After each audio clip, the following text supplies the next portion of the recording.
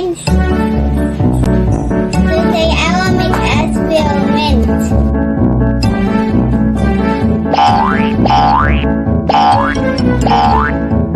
Can you make this egg a bouncy egg? How to make a bouncy egg? First, get a glass. Then get the egg. And then get a vinegar. And then put the vinegar on the glass. Put the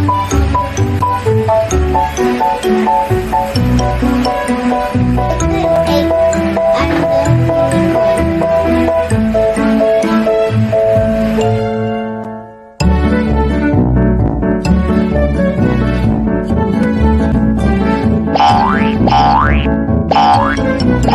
How did it happen?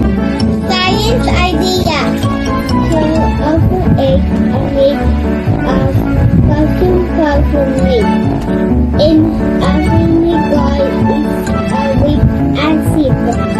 When the egg is placed in the vinegar, the eggshell dissolves and leaves a soft and squeezable bouncy egg.